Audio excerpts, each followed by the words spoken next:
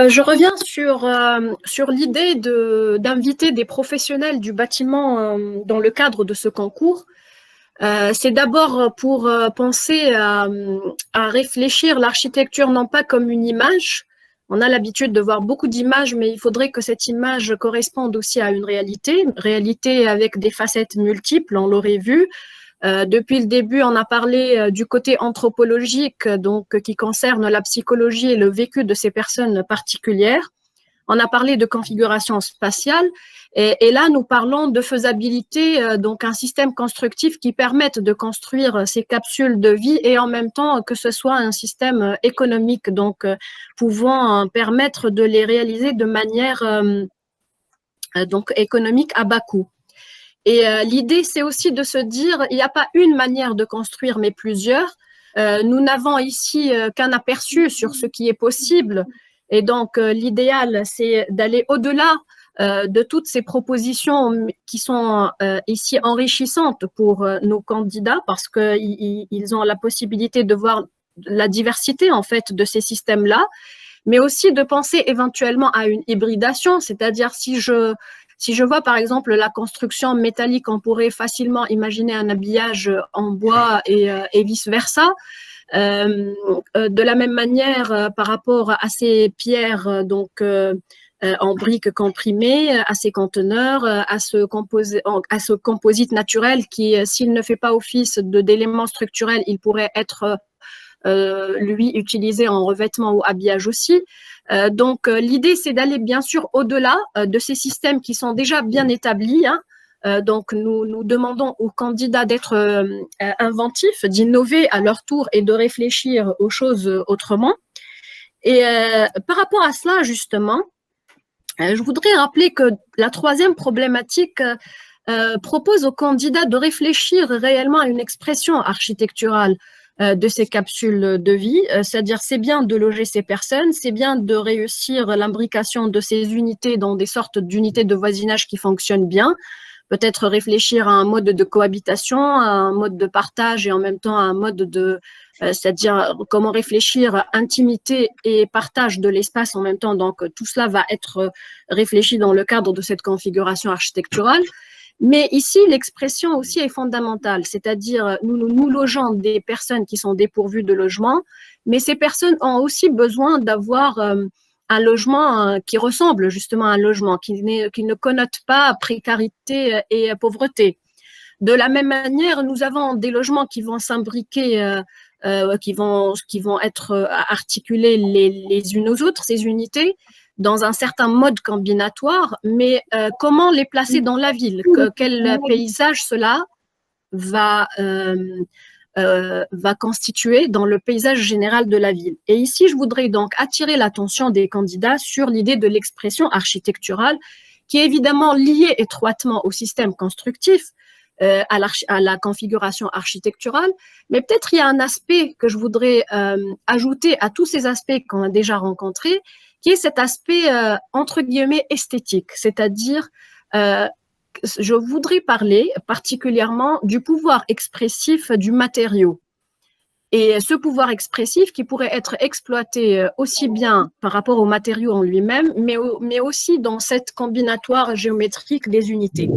Je vous propose donc juste une sorte de banque d'images, mais qui ne vous lie pas, évidemment. Nous voudrions que vous alliez au-delà, mais c'est juste une banque d'images qui puisse élargir un peu cette réflexion, qui puisse peut-être vous donner des pistes pour aller chercher par vous-même, pour chercher dans votre background, dans votre imagination, des matériaux qui puissent fabriquer en fait une certaine poésie dans l'expression architecturale, au-delà du rôle structurel donc qu'ils vont jouer dans le cadre d'un système constructif complet. Donc, je vous propose de regarder par exemple ici cet assemblage de bois que propose Francis Quéré dans la Serpentine Galerie et où nous voyons donc une articulation entre un travail sur la géométrie, un travail sur la couleur et un travail sur la composition Et donc, on pourrait du coup imaginer que dire travailler avec le bois, oui, mais comment? Là, le côté artiste de l'architecte devrait aussi apparaître en plus de tous les autres points qui avaient été abordés jusque-là.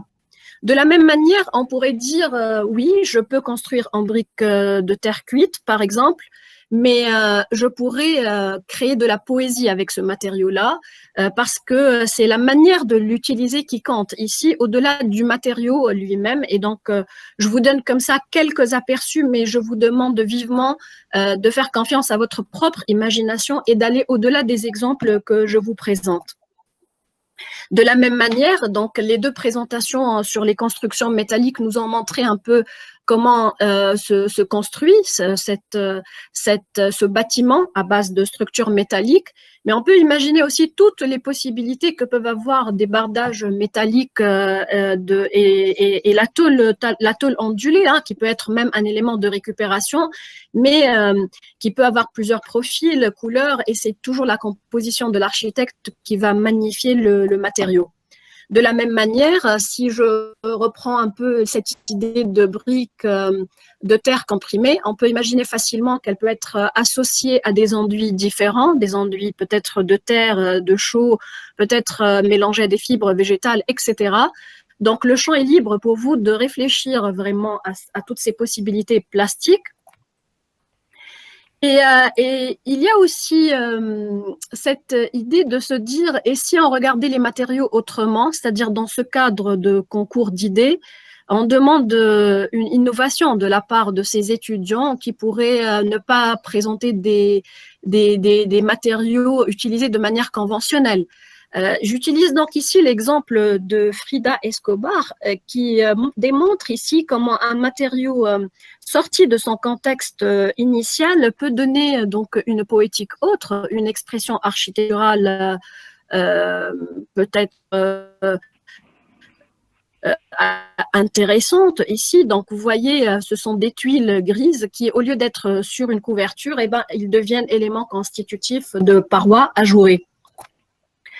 De la même manière, donc le matériau il peut être détourné, mais il peut être aussi réinventé, comme dans ce projet où on voit des bardeaux essentiellement au départ donc destinés à couvrir donc des toitures qui deviennent ici revêtements de murs avec un autre matériau qui est le béton et auquel on ajoute la couleur.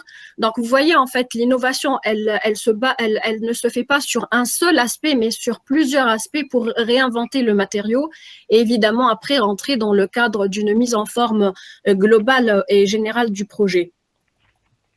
Donc, ceci nous amène à réfléchir aussi sur le contexte tunisien, aux différentes pistes possibles. Si on veut, par exemple, travailler sur des terres cuites, la terre cuite qui constitue quand même un élément important dans l'héritage architectural tunisien. Donc, c'est un matériau qui peut être plus que local, mais qui demande peut-être à être réinventé. Et je continue à dire que ce ne sont que des pistes, on vous offre juste l'opportunité de réfléchir autrement en dehors du cadre avec ces exemples-là.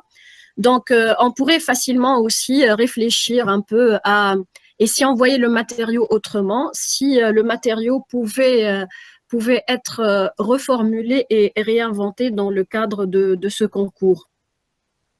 Évidemment, on peut aussi parler de tout ce qui est matériaux recyclés. Si dans cet exemple, l'idée ou plutôt la philosophie est plutôt à prendre dans le sens symbolique, c'est un musée en Chine dont le mur est appareillé en fait avec les déchets de tous les quartiers qui ont été démolis aux alentours et donc il restitue en quelque sorte l'histoire de ces quartiers qui ont été démolis. L'idée en elle-même, elle peut être intéressante. Elle existe d'ailleurs maintenant. Ce recyclage de déchets de chantier ou ce recyclage de chantiers de démolition pourrait servir, pourrait être des réserves en fait de matériaux qui, avec l'œil de l'architecte et avec sa main, pourrait être réintégré à une nouvelle composition architecturale et servir en fait pour une expression architecturale autre.